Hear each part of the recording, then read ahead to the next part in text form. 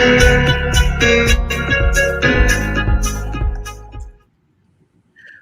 right, good morning, everyone. Happy Black History Month. We are here to start off Black History Month today. As you see, I have my Hillman College Leon representing HBCUs. We are pleased to bring Antoine Seawright with a special guest, an Olympian, a coach, a legend, Dawn Staley of the Gamecocks. We are excited to have you, Ms. Staley. Welcome with us today. Antoine, thank you for bringing her to us, and we're excited for what you will share with us and your history-making legend as we start off Black History Month. Thank you. Antoine, take it away.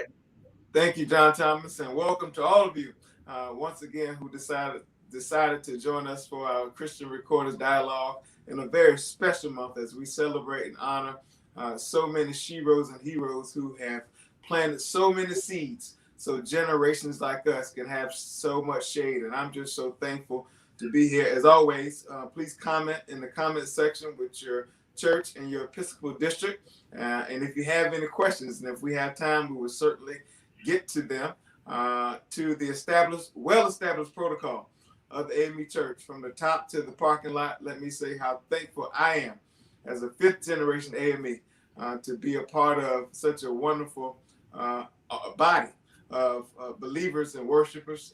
Certainly to my bishop, Bishop Samuel Green here in South Carolina, the 7th Episcopal District. I thank you for all you do and your friendship, and to my uncle, the 133rd elected and consecrated bishop of the church in the 9th Episcopal District, Bishop Harry L. Seawright. Thank you, Uncle, for always being so supportive of me. I read some time ago that history will be kind to us because we intend to write it ourselves. And today, I don't know an individual or a person on this side of heaven who does not know how to write history, other than my friend and my sister, Coach Dawn Staley. Woodford, South Carolina roots, a Philly girl, the first African-American female coach of the University of South Carolina women's basketball team, a walking legend herself, one of the only players and coaches in history to be both a Hall of Famer as a player and a coach, Coach of the Year as a player, and the coach, so many awards that it would take 10 Gamecock seasons for me to get through all of them. But most importantly, as our mutual friend, President Clinton said on one given occasion, I had the opportunity to hear him say this about Coach Staley. She is one of the most transitional and transformational persons in this country's history. And whenever we get to having the Olympics, she will once again make history as being the first African-American to coach the U.S. Olympic women's basketball team. And Dawn Staley, we're just so proud of you. I'm thankful for your friendship. And most important, I'm thankful for what you've done to continue to apply pressure to make this country a better place. And so welcome to our Christian Recorded Dialogue. Thank you, Aunt. Thank you so much for having me. I know we were trying to link up for a while, and then finally we got a date.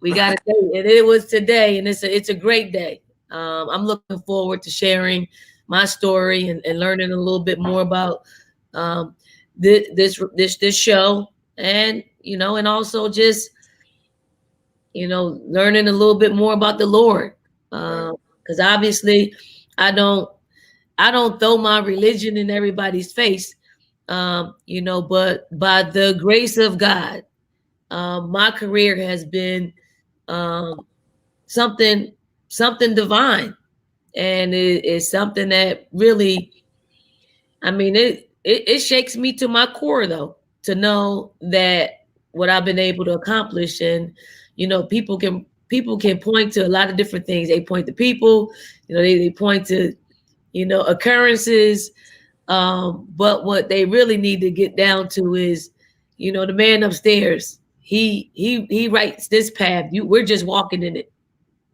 Well, Dawn, I like to remind people Jesus is the reason for all of our seasons. And just so, that kind of leads me to my first question. I was there when you became the second Black woman to win a national championship, when the Gamecocks won a national championship. In fact, Congressman Clyburn and I were on a plane together to make certain we were there to witness history.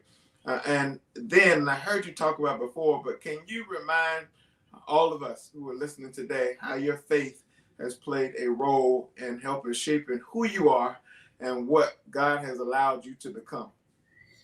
You know, I've been very, very fortunate in that. Um, I don't know if it happens to everybody. I know it happens to me, that the path that I've chosen to take, um, or the path that would led to, the God led me to the paths that I've taken. But anything that I have gone through, anything, you know, selecting the college that I went to, um, getting into coaching, and that coaching taking me here to the University of South Carolina. If I look back on my career, I can see why. I didn't know why before I took these positions or decided to do what I'm doing. I didn't know why. And everybody that I know that's been successful, they always know their why. And I'm one that I know my why after the fact. And I don't know if God, uses me. Um, I mean, I think he knows me extremely well. Mm-hmm. And I don't like living outside of my comfort zone. But some things that I've done over my career, um, I started out just uncomfortable. Going to the University of Virginia, a predominantly white university. Um, I didn't know why, besides, the basketball part of it. Little did I know to be in that environment and to navigate through that environment with without having hardly any interaction with white people, because I grew up in a predominantly black neighborhood in the projects in North Philly.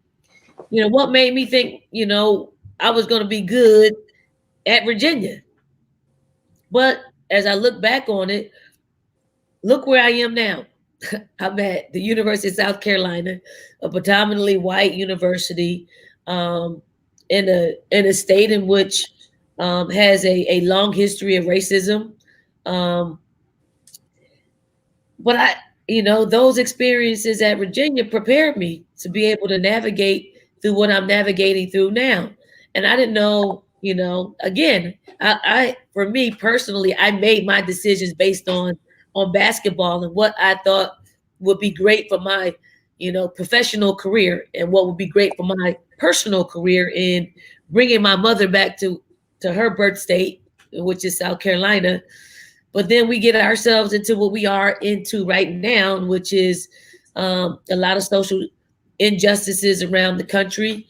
And I'm here utilizing my voice and my platform for the greater good of Black people and the greater good of people in general. And and I don't mean to be long winded, but so a reporter asked me the other day. He asked me. He said, "You're a Democrat in a blue state," um, and he asked me how comfortable I am. I said, "Well, how do you know I'm a Democrat?" So he talks about all the things that I post on my social media account, and I said that is without a party. I'm just speaking on what's basic human being rights. Mm-hmm. And he's the one that jumped to a conclusion of what he thought I was. Now I am a Democratic.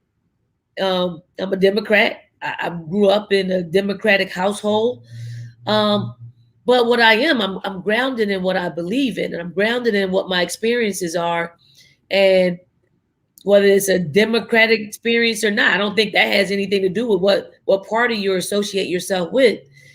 These are my experiences as a Black woman, and those are the things that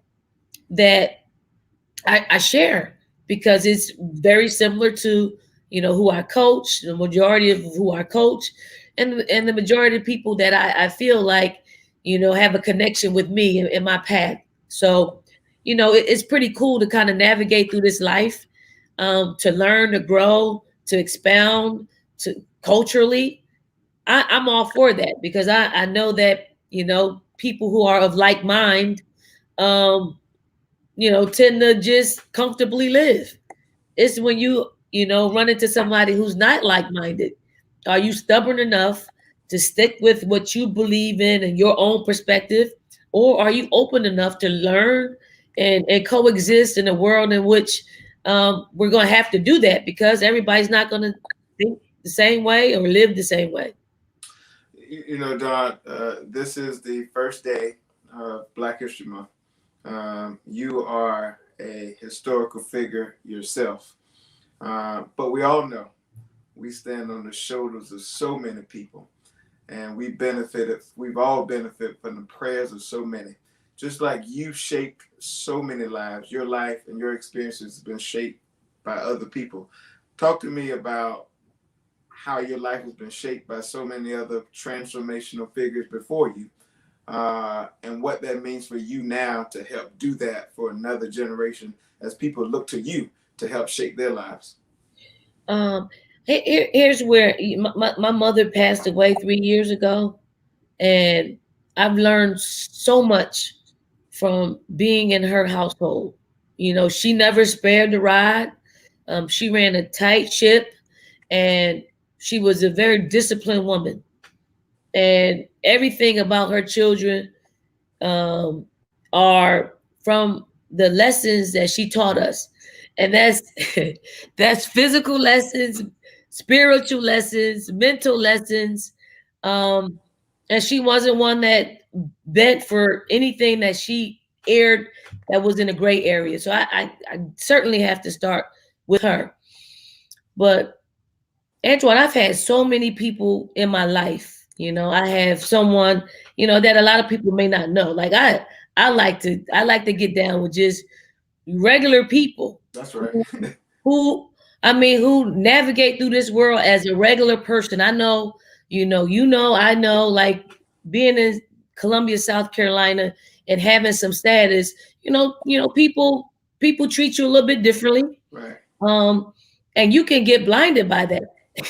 You can. Like if I go to a restaurant, they'll say no, coach is on us all the time. And that's everywhere I go in this city, in this state, which is pretty darn cool. But if you get enough of that, you tend to not think, like real world. So I have to surround myself with people who are in that real world that's not getting the perks of their successes. So it keeps me grounded. Renee Brown is someone. She used to be the chief executive officer of the WNBA. She's just one. And she was my national team coach back in 95, 96. And we forged a relationship and a friendship and a mentorship that if anything is going wrong in my life, she is the first person that I call, which, she gives me a different perspective. Now, I may end up doing the very thing that I called her and said, this is what I'm going to do. But she makes me think. I love that. And I also think that, like you mentioned early on, the prayers from the unknown people, the prayers, like, I never knew just how much I needed prayer in taking this position. But if I go to the grocery stores, if I go to church, or if I go anywhere around here, people always say, I'm praying for you. I'm praying for your strength. And sometimes you don't really know, because we just say it sometimes just to say it. But I feel it when they tell me that, because of the things that you have to go through. And I try to make it look easy, but it's not always easy. But I try to make it look that way. So if someone's watching me, some little girl, little boy that looks like me is watching me, I hope they understand that I don't get too high with the highs or too low with the lows. I just try to maintain and rely on prayer. I'm doing the very thing that people said that they're doing for me. I have to do it for myself, because you have to have a relationship with God, or else when times get tough, you don't know who to turn to. But I know where my strength comes from. I'm deep rooted in the church, because I had a praying mother, I had a faithful mother, I had a mother who made sure that we were in the church. And if it's just because you're going to be in church on Sunday, sooner or later, it'll click in that you know the reasons why you're here. And I reflect on those, those Sundays in which I hated to wear skirts, I hated to dress up, I hated to get my hair done, but I understand now. I understand, and I'm so happy that I have that foundation from years ago, 40, 50 years ago. That's who my mother was, and that's who she brought us up as. Speaking of who your mother was and who you are, I'm so thankful for this. You have been so unapologetic by way of social media about how you feel. And I know my friend Joe Biden and our friend Kamala Harris has been so grateful for you just speaking truth to power. We've heard people say, shut up and dribble. We've heard people say you're un-American because you decided that Black and brown people being killed at the hands of law enforcement is wrong, and perhaps sitting or kneeling for the national anthem doesn't mean you're un-American. It just means you're taking a stand. But you've been able to push back on your critics and still earn the respect of so many people. Tell us what that means for you, how you feel about doing it, and perhaps frame for some who may not know some of the criticism you hear from people who once cheered for you, now they boo you on Twitter. I embrace it all. Like you don't have to think like me. You don't even have to agree. But I think what I've done over the past 12 years that I've been here is build relationships with people. And if you're going to judge me and our team off of one act, which is to silently protest what's happening in our world, and the very thing that we can relate to when you see Black bodies being killed right in front of our eyes. And it's, people really think when they post on social media, that I'm un-American, shut up and dribble, shut up and coach. They really think they're hurting my feelings, and they're not at all. They're not. Like, I mean, there is so much ignorance out in this world and I know some of them are trolls. I respond to the trolls because it's actually not for the troll. It's for the other people who may attempt to try to change somebody's perspective and not know the why. Again, knowing your why is super important. Our players chose to some kneel, some stand, some sit.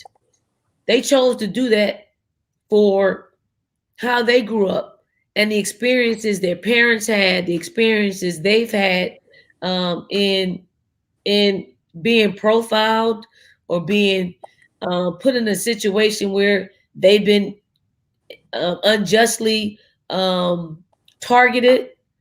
I get emails, I get, voicemail messages here at the office, letters written, and they just want us. I mean, the one that really took the cake was somebody just said it was a thoughtless plan, to have your players sit, because, and this came from a veteran, but it also came from an older white gentleman who supported our program, who used to text message me all the time, and he actually sent me an email that I didn't get, but he wanted to make sure I got it. And basically said, okay, you've done enough, we get it. So, throw this thoughtless plan out and have your players stand for the national anthem. And that happened. I got that the day before what happened at the U.S. Capitol. So I waited to just kind of see how everything unfolded on January the 6th. And I attempted to write him back, and I did. I sent to him, and I basically said, I didn't say it like this, but I just said, how dare you, you as an older white Southern man, your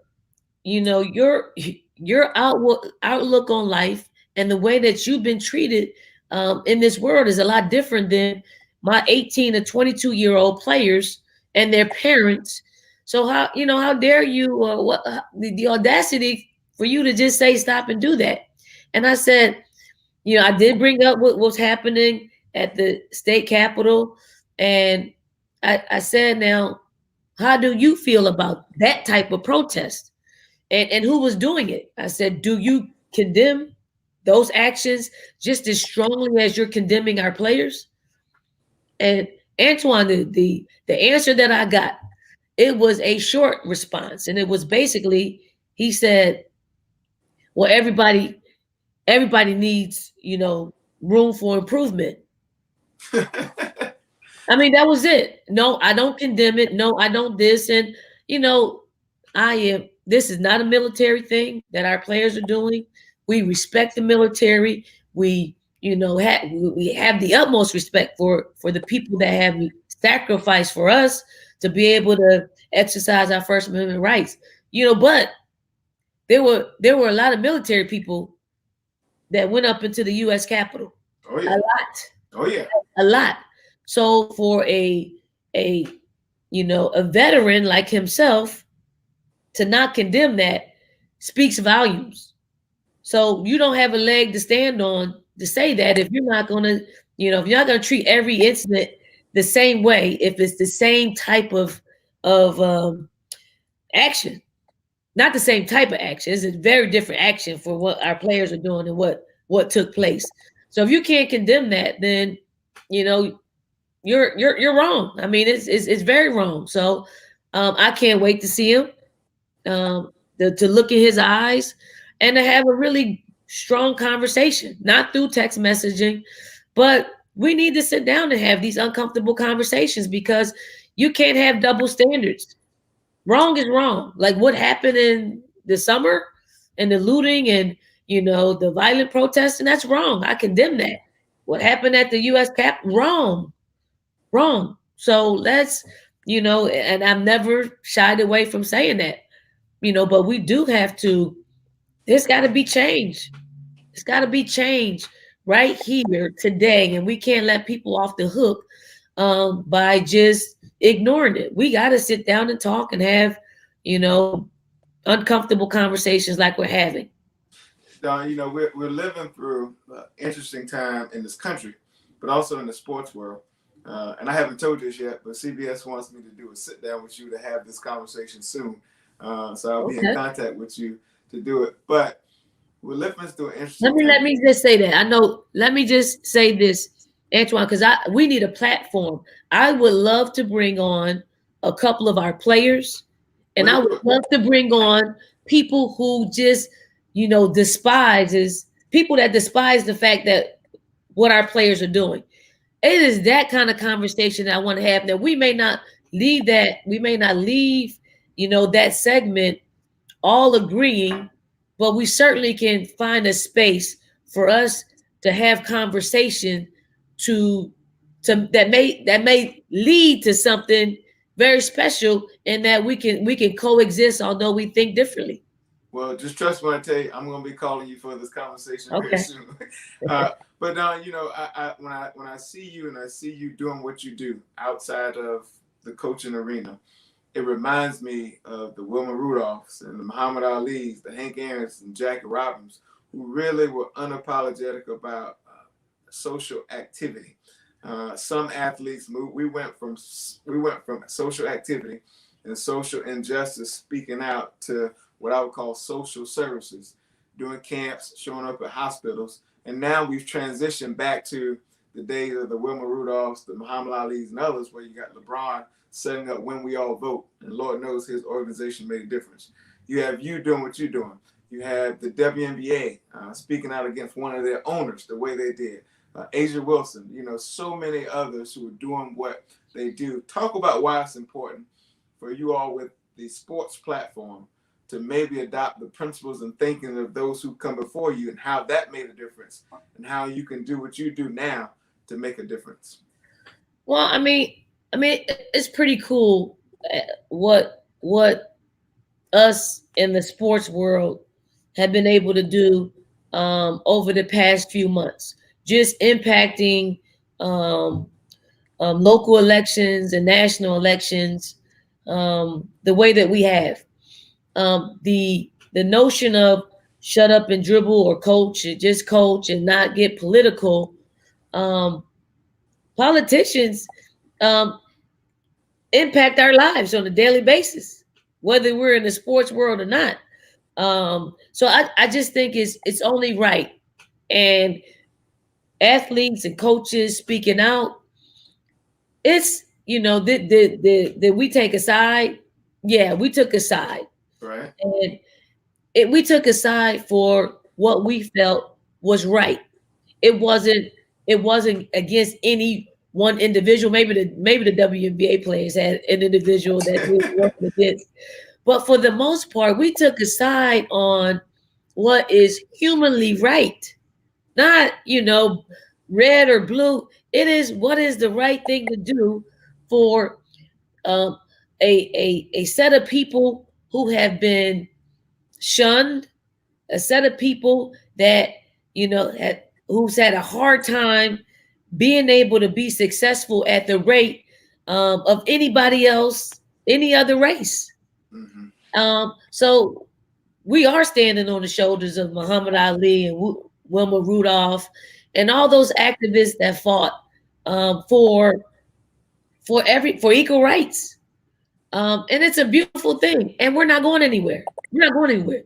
The black vote is going to count, and it's going to count big in elections from now to forever. So they're going to have to come to the field, to the court, to wherever we are, and they're going to have to show us that we are a priority in each election.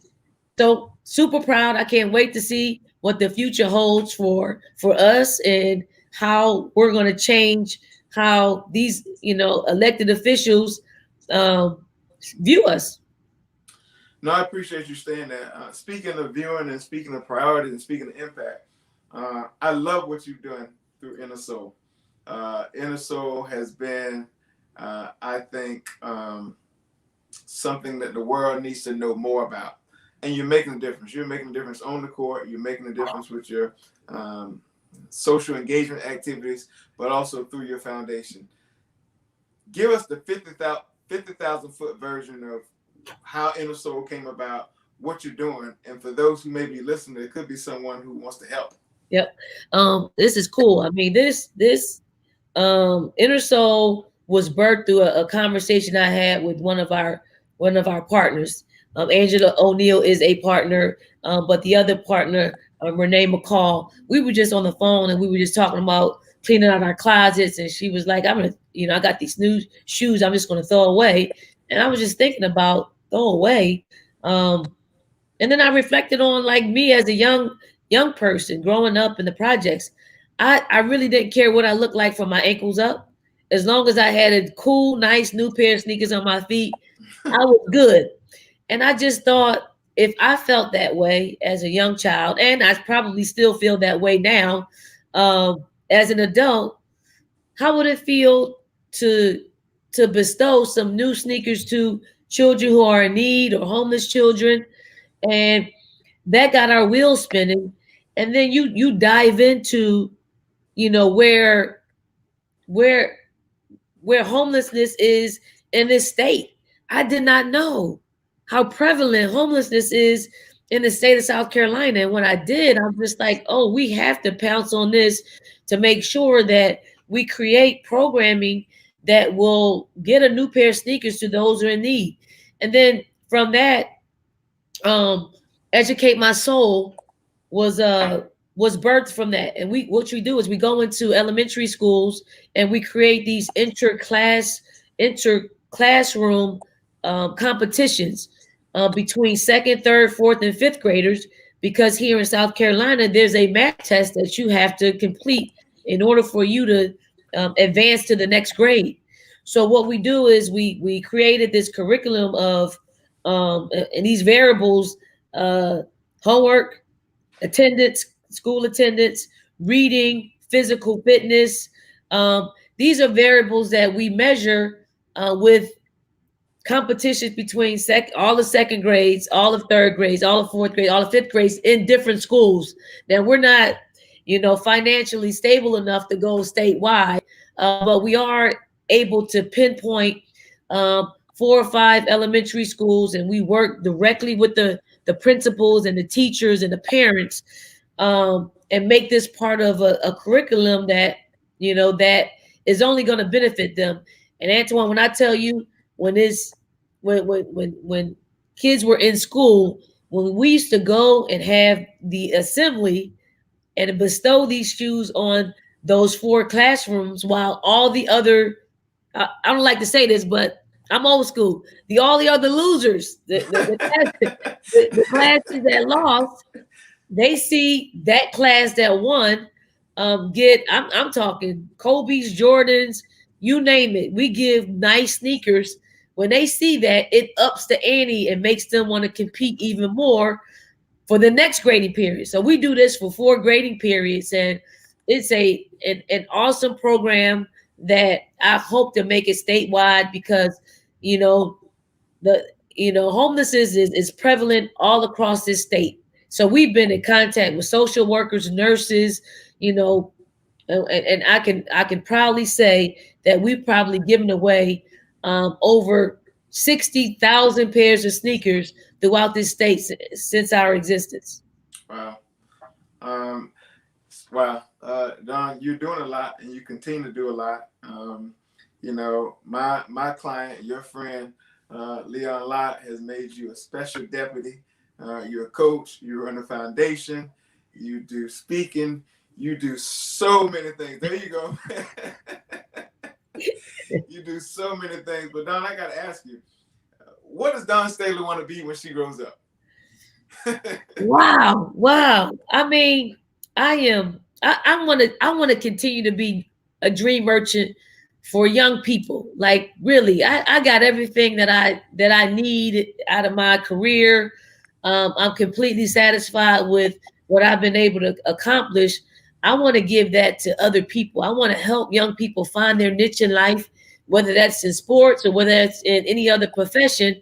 Because when you're completely, I'm not gonna say satisfied, because I'm always wanting to learn and grow. Mm-hmm. But I want people to feel what I'm feeling. Like, I'm able to take care of my family.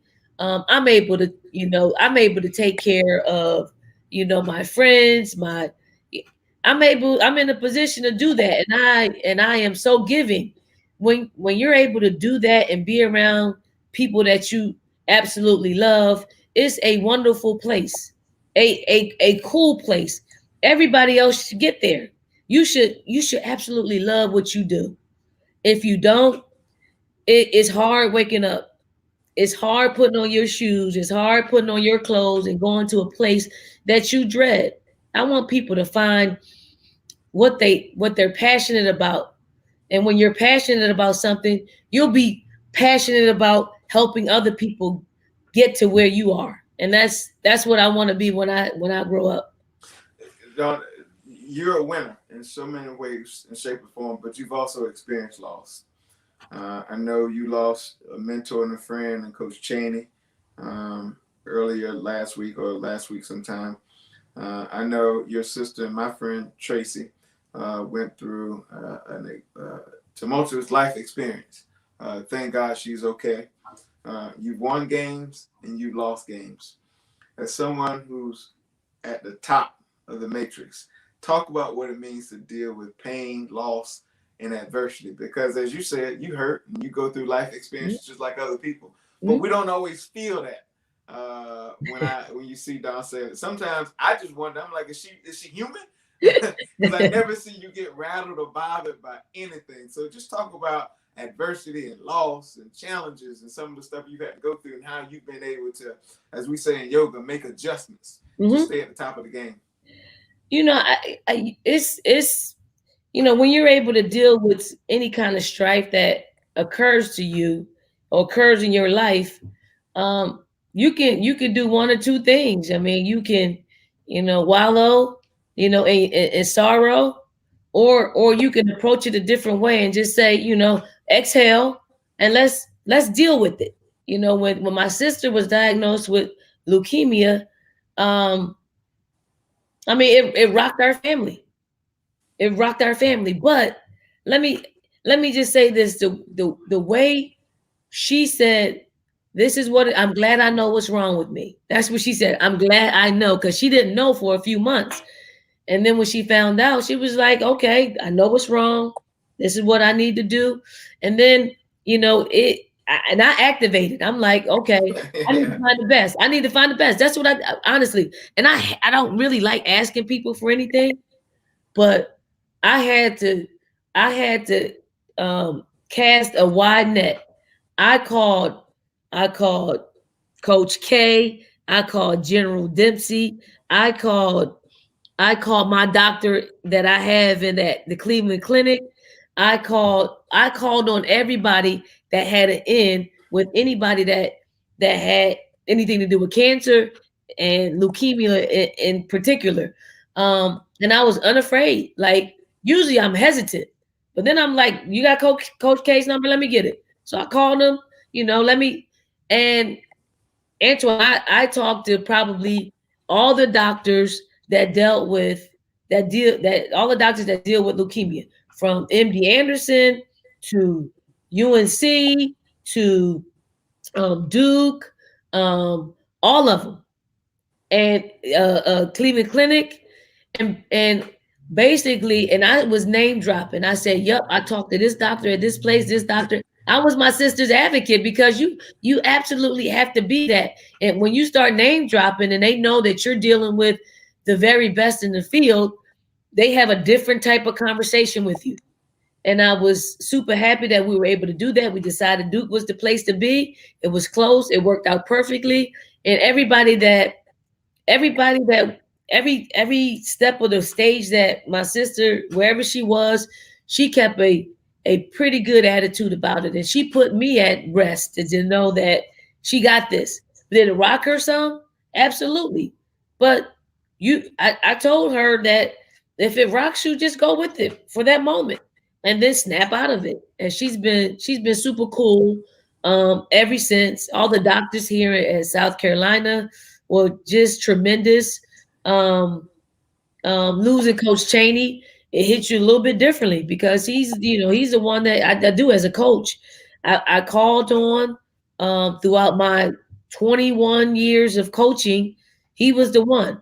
Um, and he always grounded me. He always gave me a place to just take, whatever I was feeling. And if I wanted to scheme with something, I would call him regarding basketball. And he's always taken my call. He's always been one that's been really outspoken on issues from 40 years ago to today. And he was unapologetic, and I probably get some of that from watching him over my career. And I'm glad I was his mentee. I'm glad I got a chance to really get to know him, and get to love him.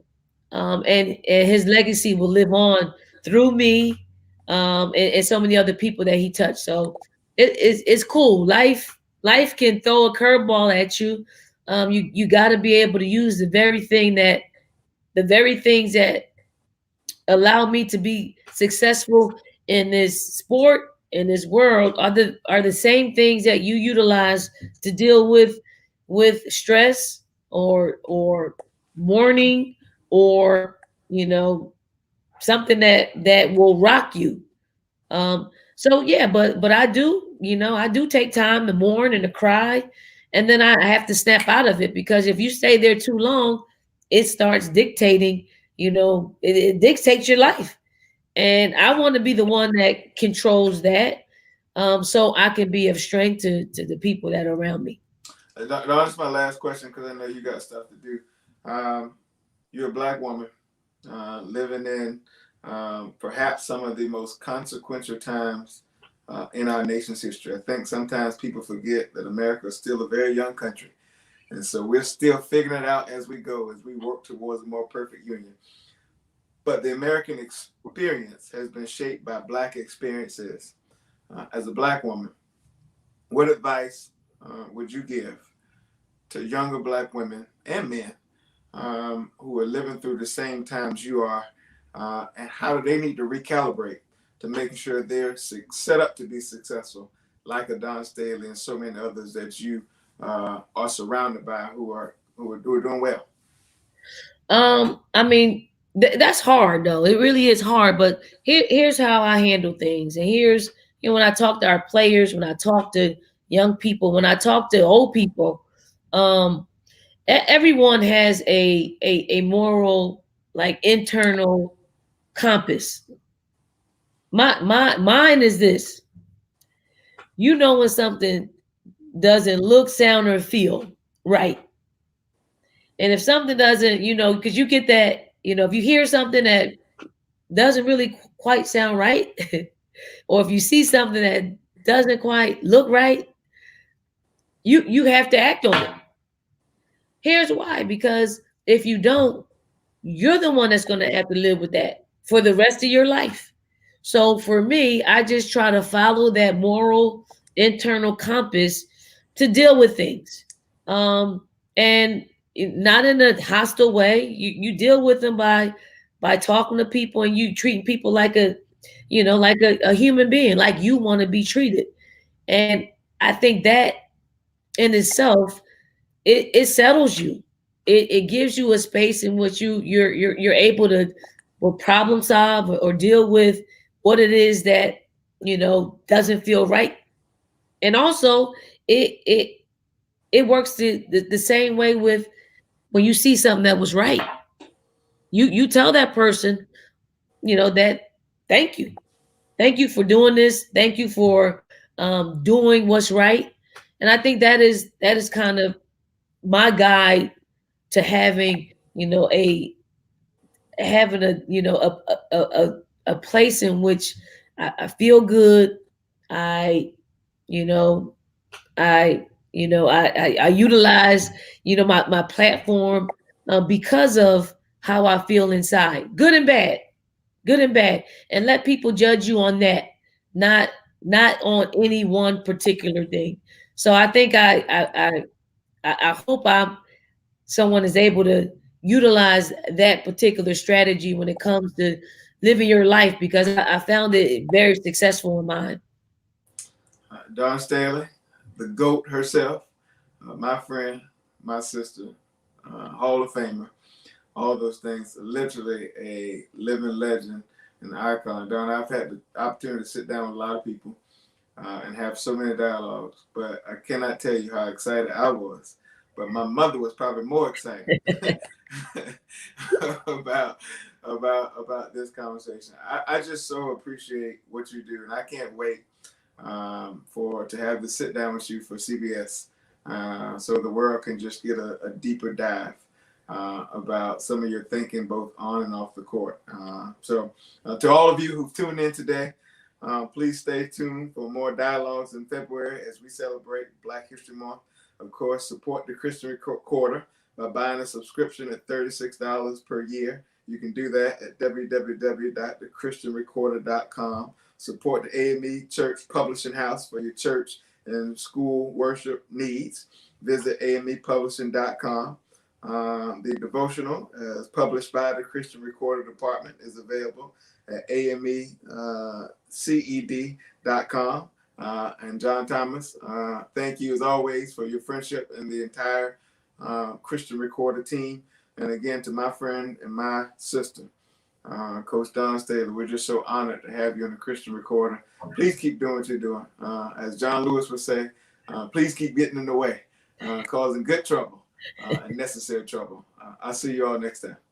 Love you, bro.